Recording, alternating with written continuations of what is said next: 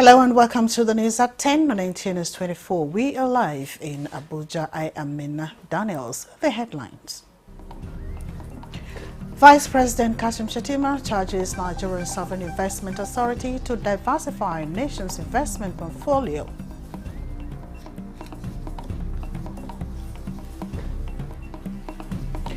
Senate passes for second reading bill to establish Drug Awareness Institute. If actually we want to end drug trafficking in Nigeria, we should make drug trafficking a capital offense.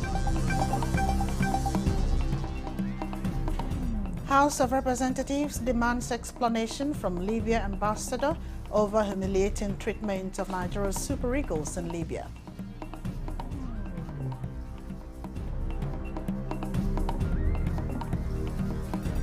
Federal government reintroduces Young Farmers Club in schools. Is for us to help him achieve a nation where no man goes to bed hungry.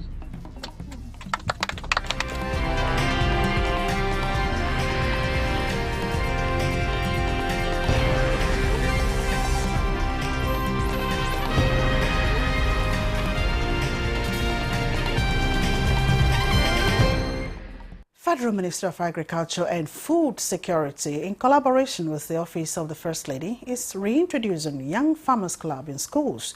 Minister of State for Agriculture and Food Security, Aliyu Sabi Abdullahi, made this announcement while inspecting school farms in Duse, Buhari Area Council. Rahmat Muhammad and SS3 students of Government Girls Secondary School Dutse, along with other members of her farm club, are cultivating yam and cowpea on a plot of land in their school premises. We planted them in May 2024 and we are hoping to harvest May 2025 next year by God's grace. The school is also engaged in fish farming, livestock rearing and vegetable production.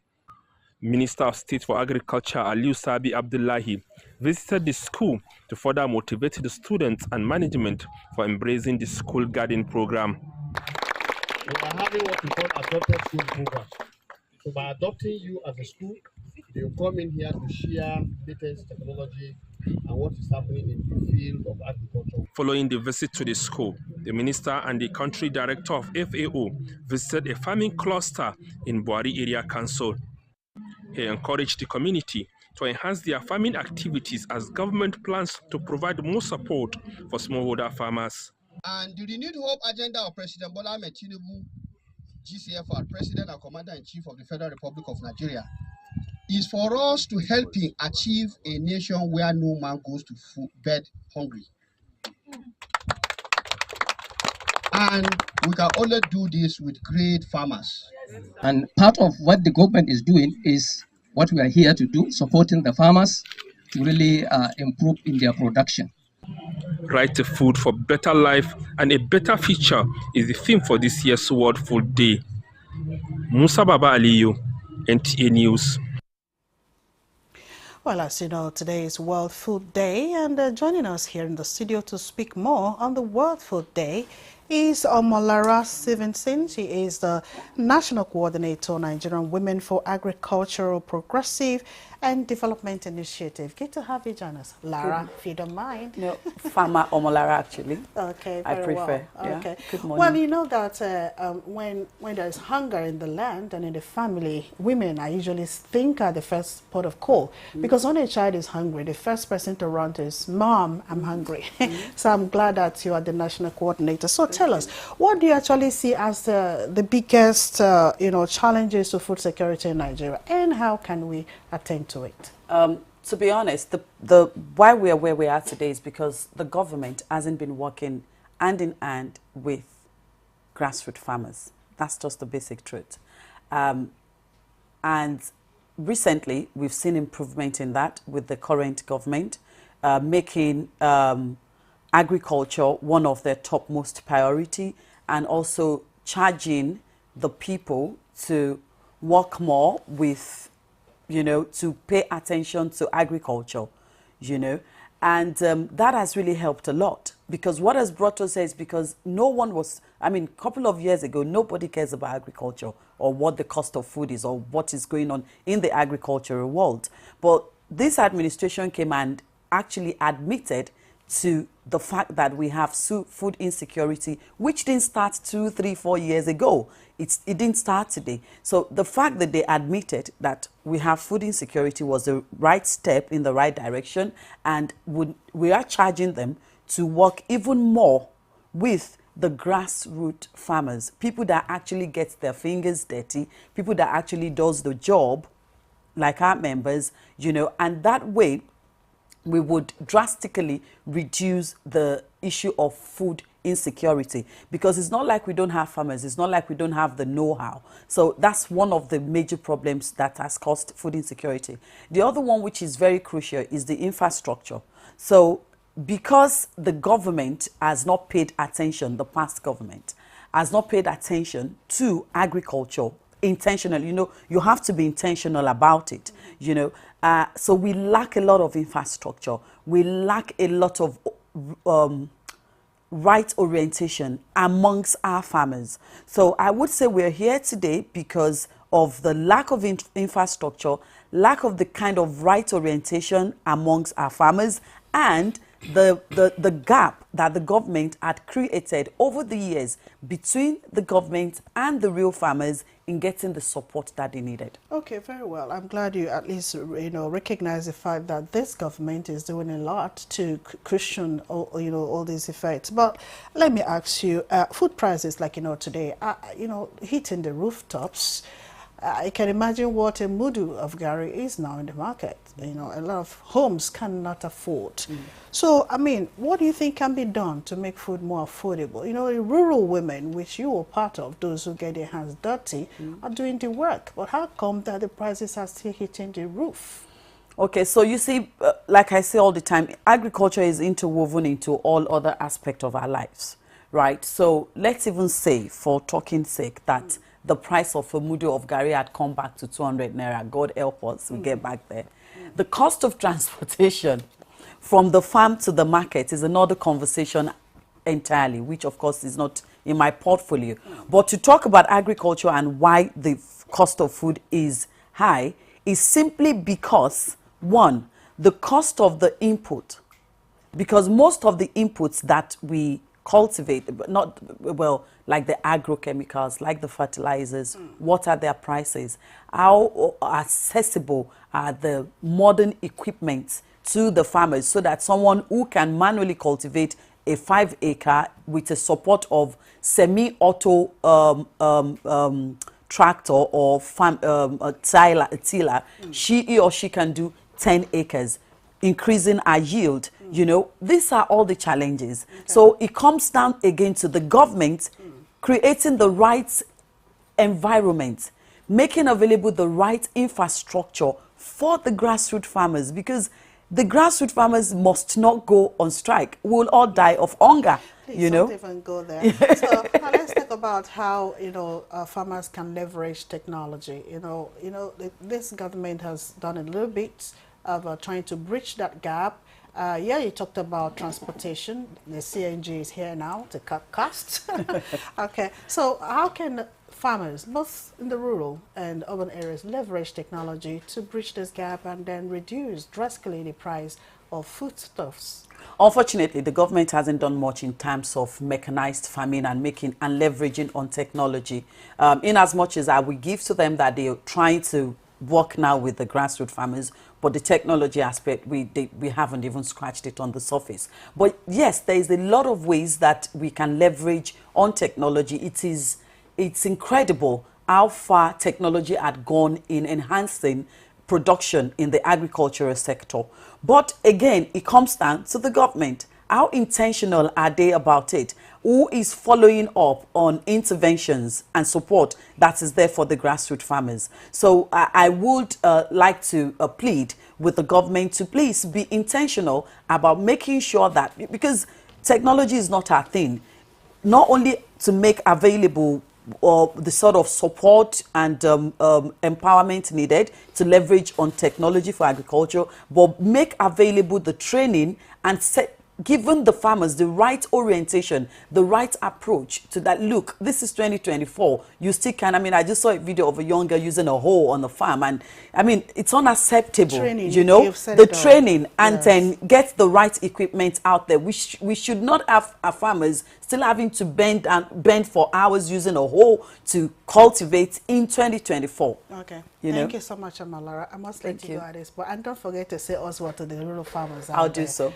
Well Thank you very much for having me. Okay, thank you. And it's been Omolara Stevenson, National Coordinator, Nigerian Women for Agricultural Progress and Development Initiative. And moving forward, Vice President Kashim Shettima has charged the newly appointed Board of Directors of the Nigeria Sovereign Investment Authority to diversify the nation's investment portfolio in order to support key sectors of the economy.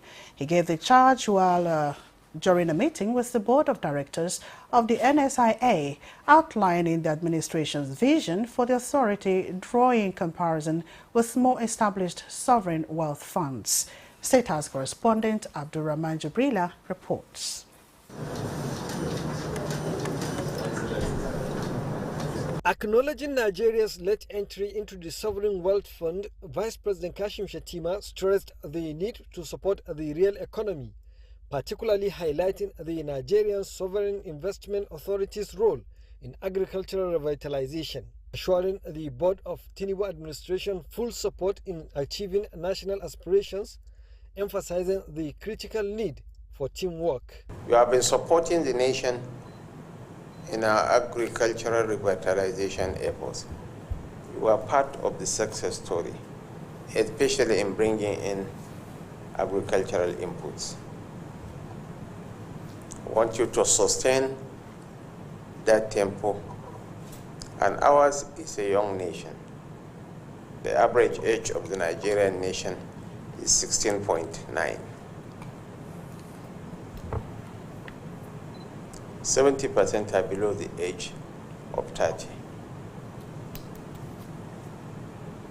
Plans are in the pipeline by the federal government to establish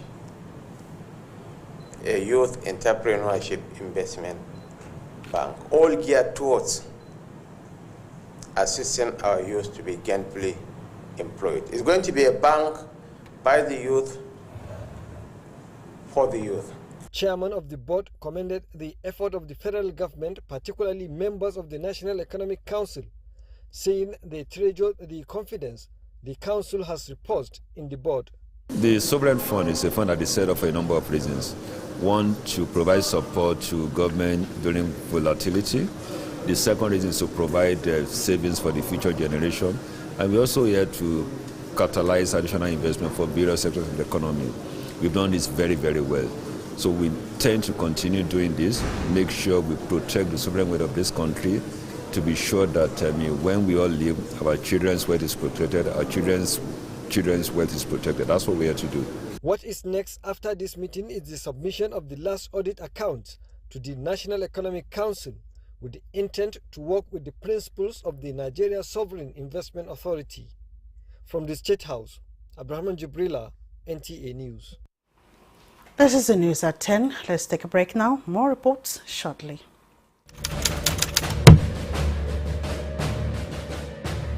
My administration took over leadership of our country 16 months ago at a critical juncture. The economy faced many headwinds and our physical security highly impaired. We found ourselves at a distant crossroad where we must choose between two paths: reform for progress and prosperity, or carry on the business as usual and collapse. We decided to reform our political economy and defense architecture.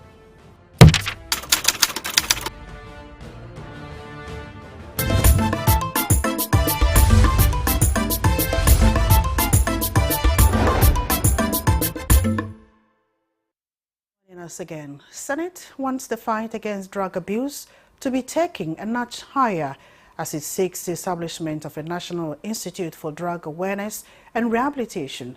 National Assembly correspondent Lami Ali reports that the proposed legislation passed second reading after intense debate. Opinions were divided during debate on general principles of the bill. The establishment of the institute is informed by the high record of substance abuse in Nigeria. It is very important to the extent that drug abuse affects every sector of the society. My worry is that we are spending so much money on overhead. Most of the existing laws are more of arresting, taking punitive measures, and they say prevention is better than cure. It will not serve the purpose for which it is intended.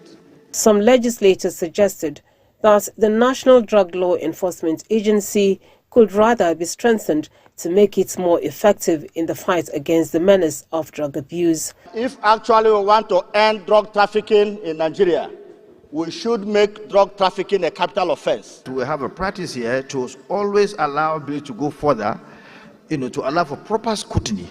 Another bill that passed second reading after eliciting diverse views in the Red Chamber is the bill to establish a Nigerian Coast Guard to secure maritime zones. There is no marine and blue economy without Coast Guard.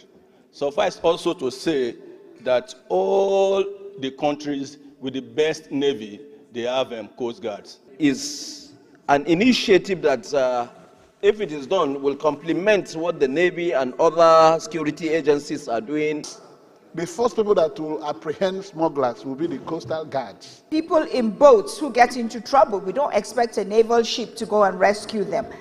Annually, we lose 35 billion to illegal fishing. We need to be extremely very careful on matters that has to do with national security. It's a lot more that we are seeing. Away from plenary, the special advisor to the President on National Assembly Matters, Senate, Bashir Lado, has urged heads of ministries, departments and agencies to honor invitations from Parliament. It remains essential that these opportunities for engagement are prioritized to demonstrate our continued collective commitment to accountability and good governance. Senator Lado says collaboration between the legislature and executive is critical to achieve the renewed hope agenda. From the National Assembly, Lami Ali, Nta News. And over 90 people are reportedly killed, while 50 persons are hospitalized in a petrol tanker explosion in Majia town, Tora, local government area of Jigawa State. And of course, in the studio to speak more on increasing number of tanker explosions in Nigeria is Olusegun Ogunbemide. He is a core public education officer, Federal Road Safety Commission. Good to have you here, sir. It's a pleasure. Well, it's been one too many. I don't know, what factors do you believe are contributing to this rise in tanker accidents on Nigerian roads? And of course, what are the measures that can be taken to nip this ugly trend in the bud? Thank you very much. Your concern is as great as the concern of the Corps Marshal, Shehu Mohammed, and the entire management of Federal Road Safety Corps. And that's what prompted the decision of the Corps Marshal to pay a courtesy visit on the Minister for Petroleum, which you noticed a few days back. Because we know that when it comes to nipping this thing in the bud, it's not about enforcement by operatives of Federal Road Safety Corps alone. It's an all-encompassing approach. And that's why we find it very necessary as a follow-up to the inauguration of the National Road Safety Advisory Council that was done by Mr. Vice President recently. Still tending towards the fact that it's a fight that all of us must get engaged in. We put series of policies in place, and that's what has really helped us. So when you say incessant, you notice when you look at the huge number of tankers loaded that are applying Nigerian road network on daily basis, you know that truly, if not for all the policies we have in place, what we are even saying will have been child's play. But thank God that we have that policy, And with the level of compliance, we have a kind of reduction, high reduction in the rate of crashes involving these tankers. But it's quite unfortunate that the one we experienced earlier of this morning happened. Well, I would rather put it in two phases. The crash was a minor crash because when it occurred, both the driver and motorboy escaped. So we call it minor because nobody died in the crash at the primary level.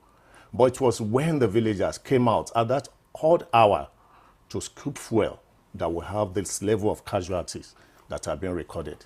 Okay, because I was actually, I know by this time road safety must have done a holistic assessment of that issue, and you have said that it was when they were scooping fuel. And talking about scooping fuel, you know, usually when crashes of that nature happen, relief people like you guys are around to secure the area and stop this act of people coming to scoop. So what actually happened? What did you not do? Yes. Thank you very much. Our response time was actually prompt. And you agree with me that when the location of the crash is within a settlement, even before we get there, you have the massive movement of people to that location. And the police and federal safety operatives were able to do their best in trying to wait people away from the scene. But because of the huge number, they got overwhelmed. Because naturally, our team wouldn't have been more than 5 or 6 men, and I'm very sure maybe police are not even up to 10. And you look at the number of people we are talking about here, 94 people killed and more than 56 injured, which is an indication that we have more than 150 people that came around from their various locations to come and scoop fuel at that location. And that's what led to this. Okay, before I let you go, let's talk about safety, operations, safety regulations and standards, especially specifically for these tanker drivers. I mean, how effectively have they been enforced?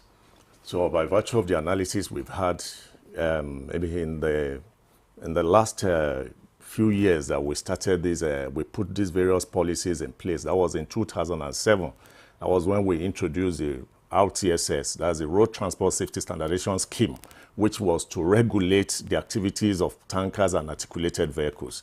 And when you, like I said, when you look at the enormous, huge number of vehicles, tankers and trucks that are plying Nigerian roads, and you look at the crashes that are recorded, you know that the policy has really, to a large extent, assisted in reducing road traffic crashes involving tankers. We have Safe to Load, which is the deployment of all our operatives at various depots. And what do they do there? What do they do there? Any vehicle that is not meeting up to the minimum safety standard is not allowed to load, because we know that, like, you should understand that it's very difficult to even apprehend loaded tankers on the highway, because in the course of trying to do apprehension, you end up causing more disaster. So we believe that the best way to handle this is to go down to the bases where they are loading and stop any vehicle that is not meeting up to the standard not to get on the highway. And these are the things we have done. What are the things we put in place majorly? That any truck that is not having the speed limit device, because some of these fatal crashes are as a result of excessive speed. Yes, I've heard about this speed limit device. They've been in existence for so long. But you realize that, I don't know, when it comes to issues of enforcement, we take it for granted. Because it's one thing to put policies in place, is compliance is another thing. And compliance goes with enforcement. But these categories of vehicle, when you talk of the most dangerous vehicle in the whole world, is a truck that is loaded with fuel. So if it escaped from the loading point onto the highway, it becomes a major problem. Because by virtue of the conduct of the drivers, you know what happens when you even try to stop. We've had series of experiences where a tanker will block the entire road because it's been apprehended. Okay. From your own professional point of view, what do you recommend as a solution to this kind of occurrences? The major solution from what the analysis we have made in the past, one, all the policies that are put in place, the union should be able to buy in and assist, because without the cooperation of the union, we'll all be in futility. I know to a large extent they've been doing that, but there's still room for improvement. And secondly, if you look at the bulk of all these trucks, they are old. There's need for refitting. Okay. At every little contact, the tankers are open. Okay. And when there's pillage, your guess is as good as mine. And that's what attracts the infernos that we see. So we need it's an all-encompassing approach. Whoever that is responsible for reflecting this vehicle should please. Because we have the one major analysis. We compare the major marketers to the independent marketers. We realize that the major marketers, because they have new trucks, the rate of crashes involving their vehicles are quite minimal. All right, we must end it right here. Olusegun Ogunwumide, thank you so much for your time with us on News at 10 this morning. Thank you very much. Thank you. All right, the House of Representatives has asked the federal government to invite the Libyan ambassador to Nigeria as he seeks explanation over the humiliating treatment meted out to Nigerian senior football team, the Super Eagles, by the Libyan Football Federation. This followed a motion of urgent public importance moved on the floor of the House. National Assembly correspondent Mitaire Ikben reports on this and other resolutions at Tuesday's plenary. And of course, we'll take it after the break.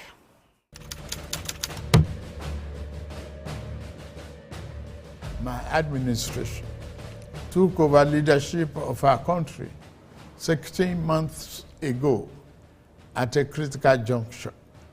The economy faced many headwinds and our physical security highly impaired.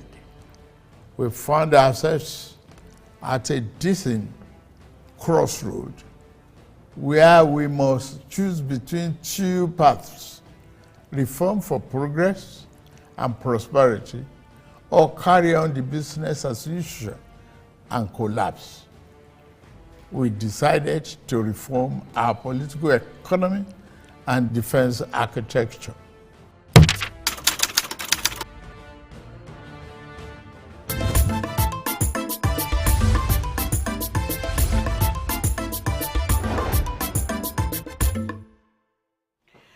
Welcome back. We told you earlier on that the House of Representatives has asked the federal government to invite the Libyan ambassador to Nigeria as he seeks explanation over the humiliating treatment meted out to Nigerian senior football team, the Super Eagles, by the Libyan Football Federation. And this followed the motion of urgent public importance moved on the floor of the House. National Assembly correspondent Mitaire Ikben is now ready with this report and other resolutions at the Tuesday's plenary. Many are yet to come to terms with the maltreatment of Nigeria's Super Eagles by the Libyan authorities prior to the return leg of the 2025 AFCON qualifiers. The House condemned the embarrassment of the Nigerian team and called for an investigation. Despite their biting the plight to a small airport with little or no amenities, the Libyan authority does not allow the team to get out of the airport or move to their hotel. No access to internet, no food. The airport was cordoned and they were held hostage for 18 hours. This for me is an embarrassment, not only for the team, Nigerians, and also Africans. This matter deserves very, very serious and urgent investigation to make sure that similar incident does not occur in the future. In another development, the House sought lasting solutions to the periodic release of water from the Lagdo Dam in Cameroon. Mandate the Federal Minister of Water Resources and Federal Minister of Works to expedite the completion of the Dasin Hausa Dam in Adamawa State, which will act as a buffer and help to absorb excess water released from Lagdo Dam and rehabilitation of critical infrastructure in flood-prone areas. Also note, the recent flooding in Sokoto State, which resulted in the destruction of Sokoto, Goranyo, Sabon Birni, and Niger border roads. Another motion highlights the dilapidation of federal highways as lawmakers advocate increased allocation to the Federal Road Maintenance Agency. Allocate 20% of the Ministry of Works budget to enable Federal Road Maintenance Agency to function effectively. The House passed 3 bills, including a bill for an act to establish the Federal College of Education Special in Duku, Gombe State. From the National Assembly, Mitaire Ikben, Nta News. Pending the outcome of investigations by the Confederation of African Football (CAF) into Super Eagles' ill treatment in Libya, Minister of Foreign Affairs Yusuf Tuga says henceforth the ministry will ensure briefing on current situation of any host country before traveling. Yusuf Tuga was speaking when he received the NFF President Ibrahim Musa Gusau in his office at the ministry. Garubana Ta'ala reports. Apart from reactions condemning Super Eagles' ordeal in Libya, the Confederation of African Football, CAF, also says it is investigating the unacceptable situation. Minister of Foreign Affairs Yusuf Tuga warmly received the NFF President Ibrahim Musa Gusau and narrated their ordeal when they were held in that country. We also tried to make an effort to see how we can get out and see how we can move ourselves to even have something to eat, but that was not accepted by the authorities that were made to stay and put us under that hostage. It's unfortunate, but it means also that we have to work closely together with the NFF. It took diplomatic efforts made by the minister for the Libyan authorities to release players and officials to depart. We had to engage with the foreign minister of the eastern side of Libya, and I believe it was only after that engagement that we were able to get concrete action and results. Now, awaiting the decision of the Confederation of African Football after an investigation in regards to their unplayed match, the Nigerian team's fate is hanging in the balance whether they will qualify for the Africa Cup of Nations. In Abuja, Garba Muhammad Atala, Nta News. And football fans in Uyo, the Akwa Ibom state capital, have condemned the actions of Libya Football Federation against the Super Eagles of Nigeria at the Libyan airport on Sunday. John Paul Alumona, who has a sample of opinions of fans, reports that the action is being viewed as unsporting. Following Super Eagles of Nigeria's boycott of the match day 4 of the 2025 Africa Cup of Nations qualifier against the Mediterranean Knights of Libya, football fans in Uyo decried the holding of the Nigerian national team and its delegation hostage for over 13 hours at the Libyan airport. The fans note that although the Libyan delegation experienced little traveling hitches in Nigeria before the first leg on Friday, which they note was not deliberate, the alleged retaliation by Libyan authorities was unprofessional. They called on the Federation of International Football, FIFA, and the Confederations of African Football, CAF, to sanction Libya after investigations by CAF Disciplinary Committee to serve as deterrent to others. When they came to Nigeria, they were supposed to land in Uyo, and now they landed in Port Harcourt. But what the acts I see that made them allow Nigerians to sleep in their airports is a kind of a revenge action on the side of Libya, which is wrong and so unprofessional. You know, football should be something that unites people. That you can't imagine a player sleeping in lapidated airports all through the night and so stressed up, and you feel you deny them access and no hotels for them to sleep. I am aware a committee has been set up and to investigate the matter, and I want to plead with CAF to sanction the Libya, and so that this will serve as a deterrent to other African countries that football is not a war. We need unity among us here as Africans. So what I would say there is that at the end, the solution should be they should punish the Libya. The Super Eagles and the Nigerian delegation, after sleeping in Libyan airports, returned to Nigeria on Monday night amidst jubilation by football-loving Nigerians, despite not honoring Tuesday's night's match. Just got back to Nigeria with the team. I just want to say a big thank you to all the support that we've been getting. So yeah, we took a stand. I'm proud of the team's decision. And yeah, we're waiting to see what will be the follow-up from here. In Uyo, John Paul Alumona, Nta News. Discussants at the ongoing Nigerian Economic Summit say manufacturing is the bedrock of industrialization that needs friendly regulatory environment to thrive. Details with Alika Okbanachi Arawa on Business News.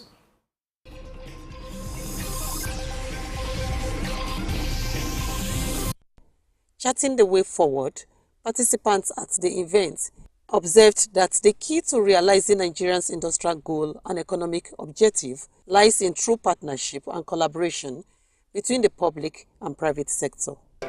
In every production, even from food to usable household items, you would need the manufacturing to add value to whatever raw materials to make the products usable for the people.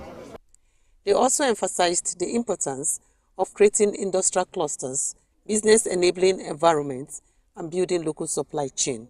The clusters we work, if you create those clusters, provide relevant support to those clusters, provide relevant incentive to those clusters, there's quite a lot that you can achieve. Imagine you have those industrial clusters in all the local governments of the Federation. Imagine what we can achieve.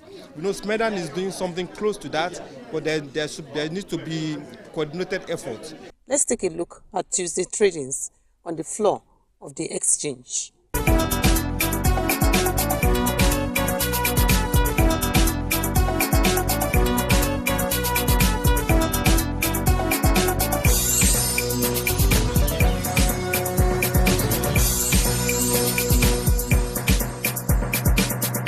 With Business News, Alika Okbanachi Arawa.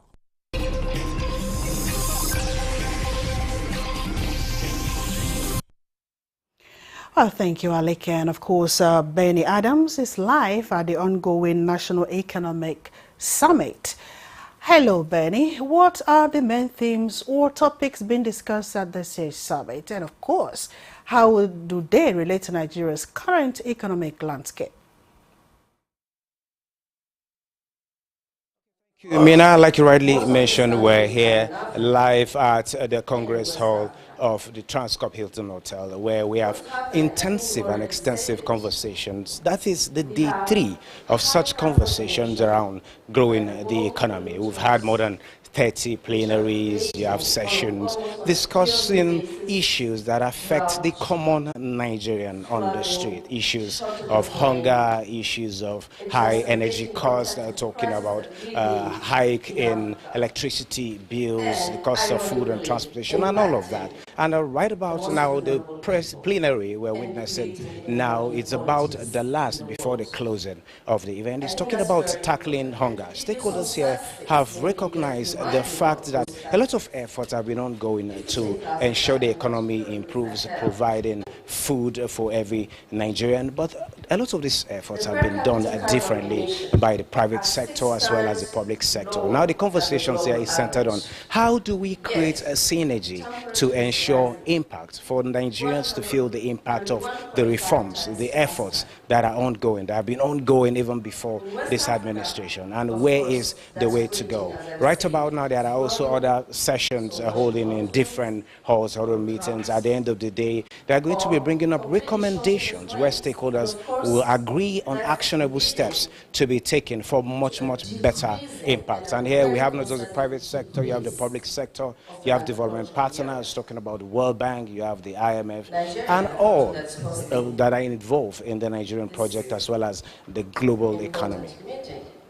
Okay, thank you, Benny. I mean, tackling hunger, it's a good thing, but let's move away and get to the private sector. I mean, what are the policies that are being discussed there that should actually benefit the private sector? About the private sector, you will agree with me that government have brought in some kind of buffers to ensure that production is increased. One of the major issues where we've had slow growth in the Nigerian economy is the productive sector is not producing as it should. which has brought about issues of shortage, particularly in food and some other sundry day-to-day needs of the Nigerian. The government has been trying, the government at all levels, talking about the federal government, the state government and the local government, have been trying to empower the private sector, particularly the manufacturing sector. But for the manufacturing sector, their point, their concern at this forum is the fact that when they go to the bank, they get capital at a high rate, talking about interest rate hikes. When they go for production, raw materials are no longer cheap. Even accessing foreign exchange to get to import the desired raw materials that are not available in Nigeria is a challenge. So now I think government is given a much more listening ear at this particular point in time to ensure that they get to hear the germane, the real concerns of this productive sector, so that to get this sector working much more than ever. Okay, based on your coverage of this summit, Benny, what sectors or industries do you see as having the most potential for growth and investment in Nigeria? If you look at the GDP growth, and just yesterday we had the headline inflation climbing by 32.70, will I say an increase of 0.55%. The issue has been adequate food supply. And we're looking at here the supply chain disruptions have brought about low production. For the sectors, the non-service sector has been the most productive, talking about the telecoms. But agriculture is key at this particular point in time. Yes, the federal government has declared, state of emergency on food production and food security. Now we are saying the government cannot do it alone. The private sector needs to be a part of it so that we bring in technology. We're talking about AI, artificial technology. We're talking about insecurity has a kind of slowed the expansion of production. Now they are saying, how can we deploy technology? How can we deploy AI to ensure that technology is being deployed in the cultivation of what we need to grow from where we are today to the next level? We're talking about using technology to cultivate possibly a small hectare of land and getting high yield at this point in time. All right, Benny, I must let you go now. Thank you very much and enjoy the moment. Thank you. Thank you very much, Mina. Anytime. In a bid to safeguard public health, prevent infections, and promote the well-being of Nigerians, the federal government and the National Task Group on Sanitation, NTGS, has reaffirmed commitment to promoting hand hygiene as a key aspect of public health in Nigeria. Usman Zubairu reports that stakeholders re-echoed this at the commemoration of the Global Hand Washing Day held in Abuja. Always wash our hands to prevent the spread of disease, loss of life. I learned that hand washing, it helps to stop the spread of microbes. Hand washing with soap is not just a hygiene practice, but a global health necessity. Globally, the 15th of October is set aside by the United Nations for global advocacy on hand washing. In recent time, Nigeria has faced a resurgence of cholera outbreaks, which is further compounded by inadequate hygiene practice and poor access to safe water and sanitation facilities. Ensuring the success of the United Nations campaign drive is the focus of this gathering. The federal government and the National Task Group on Sanitation reaffirm commitment to increasing awareness on importance of hand washing, which is an effective and affordable way to prevent diseases and save lives. The NTGS, through the leadership of the Federal Ministry of Water Resources and Sanitation, is in the forefront of promoting and advocating for increased adoption. See somebody sitting down to eat and you know they didn't wash their hands, call them out, tell them, you really need to wash your hands, you could get sick. Minister of Water Resources and Sanitation, represented by Permanent Secretary, noted that proper hand washing is essential in preventing diseases and also plays a significant role in mitigating the impact of future pandemics. He called for behavioral change and urged parents to encourage their children or wards to wash their hands regularly. All know that clean hands remain a fundamental defense against the spread of infections, illnesses, and harmful germs. High point of the event was presentation of prize for winners of the inter-schools competition, among others. The theme for this celebration is why are clean hands still important. Usman Zubairu, Nta News. And still on hand washing, the mouth is said to be one of the gateways through which germs easily gain access into the body. But to guard against this, efficient hand washing has been advised should be a habit and not a periodic act to forestall spread and outbreak of diseases. Charles Alpha tells us why this act is still important on this day of the International Hand Washing Day. I can speak for myself that I wash my hands as often as I can. When I'm home, I don't really do it because I feel I'm indoors, so there's no point washing my hands. Home science, it was called back in the days of Felicia Sani. She understands the importance of regular washing of hands, and despite her age, she still rallies market men and women on the importance of keeping a clean hand as the Ministry of Environment and Development Partners commemorate Global Hand Washing Day at the Gariki International Market, Abuja. Wash your vegetable, wash your hand. This money that you put your hand in your mouth and catch money is a big disease. About 1.8 million children under the age of 5, reports say, die each year from diarrhea and pneumonia. And for the Minister of State for Environment, who is a medical doctor by profession, hand washing is the safest way of cutting down this number.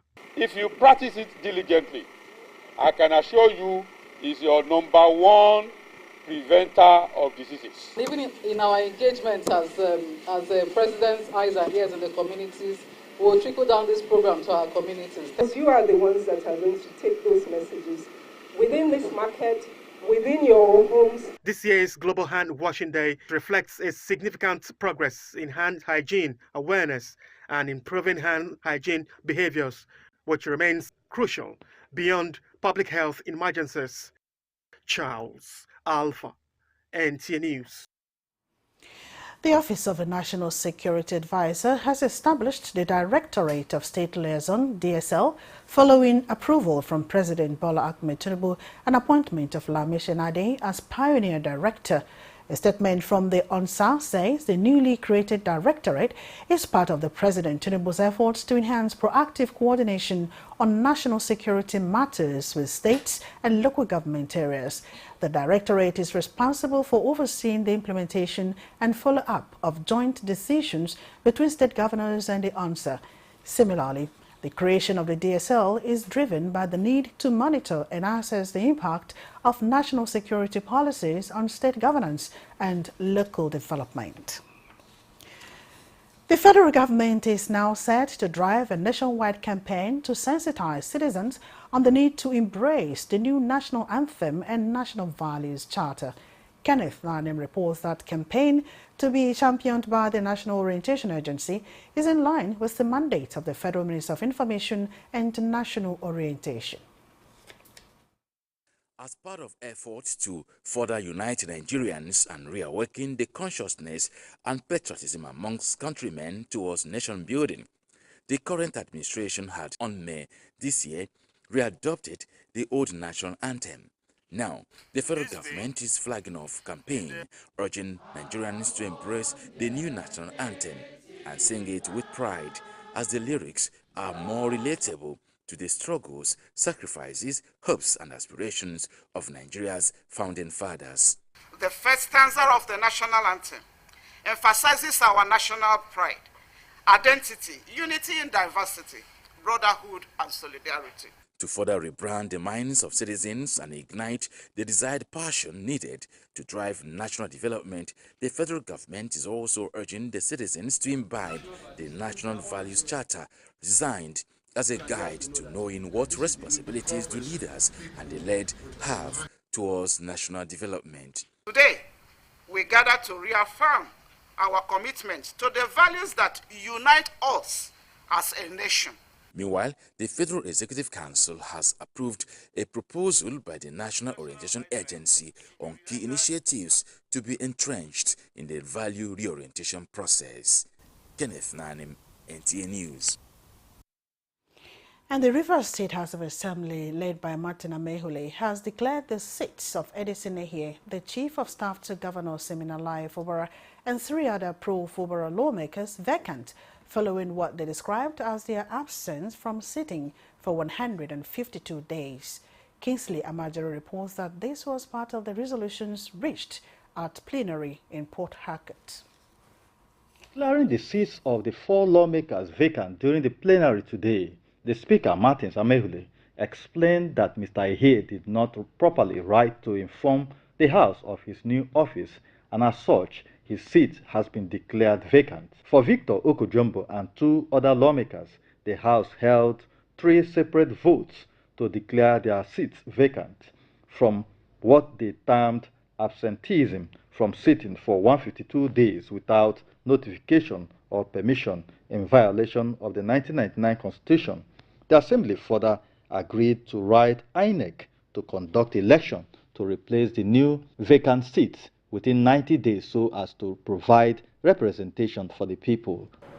Those in favor of the position that Mr. Speaker should rely on Section 109 subsection 2 of the 1999 Constitution and give effect to Section 109 subsection 1F of the 1999 Constitution as altered and declare the seats of Honorable Victor Okojumbo, who represents Bonny constituency, Honorable Sokare Goodboy Sokahare, who represents Ahoda West constituency, and Honorable Adolfo Timothy Orubimeha, who represents Opobo constituency, as in declare their seats vacant should indicate by raising their hands. The lawmakers agreed to give Governor Siminalayi Fubara another opportunity to represent the 2024 appropriation bill following the nullification by the appeal court of the 800 billion naira bill which he had presented to our parallel house led by Edison Ehe. We want peace in this state. That is why we have decided to heed to the pleas that we should give the governor one more opportunity to present the 2024 appropriation bill. Those in favor of this position should say ayes. Aye. Against, say nay. In Port Harcourt, Kingsley Amajiri, Nta News.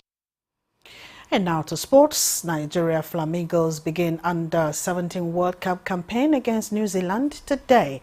And Nta Oshodi emerges second Nigerian ATTF president. Let's now join our sports desk for details of these and more.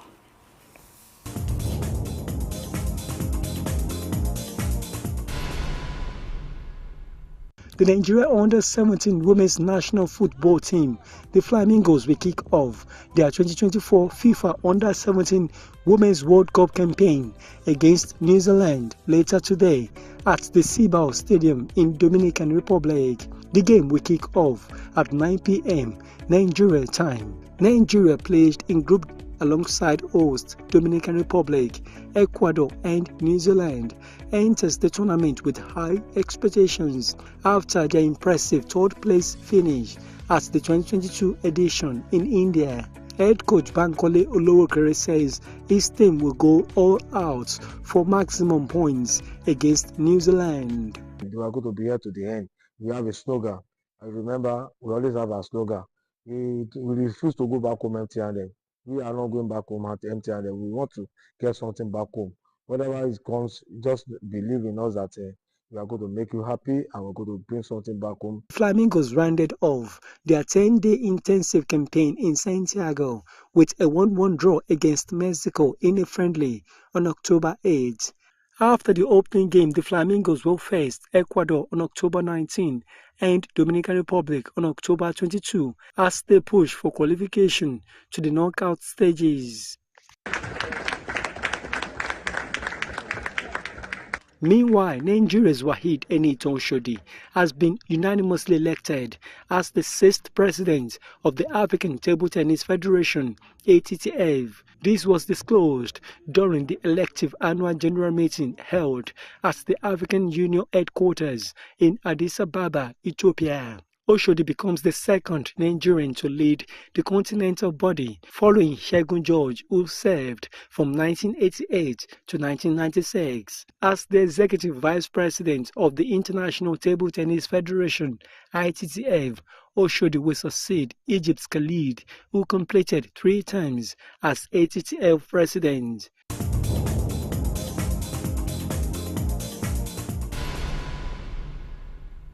And that concludes the news at 10 on Nta News24. News update is at the top of the hour. Thanks for watching. I am Nta News.